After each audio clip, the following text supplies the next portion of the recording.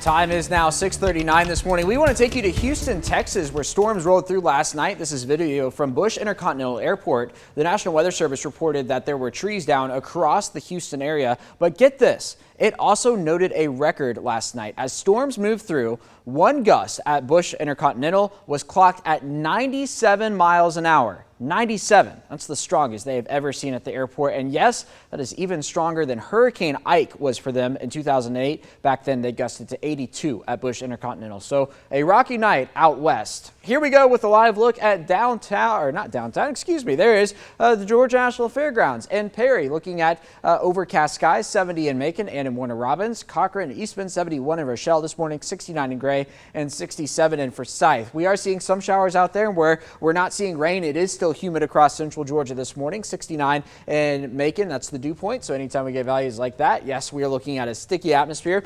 Some showers up to the north and down to the south. A pretty good downpour there just north of Cordele over towards the Rochelle area, Abbeville and McRae. That's lifting towards Interstate 16, and then up to the north here in Baldwin County. We have the last of the rain pulling into Hancock, a light shower there in Washington County. This is the rain that came through Macon about 2 to 3 hours ago and caused the wet roadways. Elsewhere across the southeast, you can see it's still unsettled. So what happened last night back out to the west, this is kind of interesting. Weather's all connected, right? We've got low pressure, which is causing the showers and storms here in central Georgia, but then high pressure out in Texas. And there was a complex of storms that moved down to the south. That's called a ridge rider, and that's what caused that 97-mile-an-hour wind gust out there in Houston. Now, we are still going to be monitoring the threat for heavy rainfall today across central Georgia. A flood watch in effect. That's actually going to be through tomorrow evening. Any heavy downpours we do see can cause excess runoff and potentially cause flooding in several neighborhoods.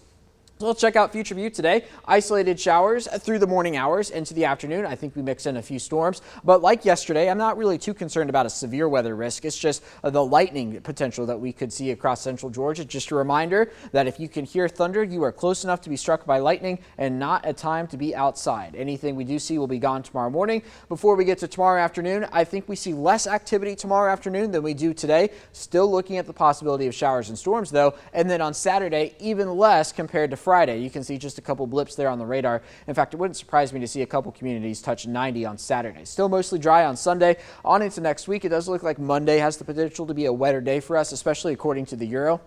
But then once we get into Tuesday, it looks like we begin to dry out once again. So continuing to monitor the latest on the tropics as well. This is Tropical Storm Brett, moving at about 15 miles an hour with winds of 70, so just below hurricane status. The plan is for it to cross into the Caribbean Sea and eventually just fall apart. Behind it, Tropical Depression 4, winds of 35. That's going to move up to the north of the Caribbean, and we're going to be talking a lot more about this with your Eye on the Tropics update coming up in just about 10 minutes. Here's your 7-day forecast. 83 today, 86 tomorrow. Again, decreasing rain chances through the weekend, a 20% chance of rain Saturday and Sunday. Highs in the 90s beginning on Sunday and lasting through next week.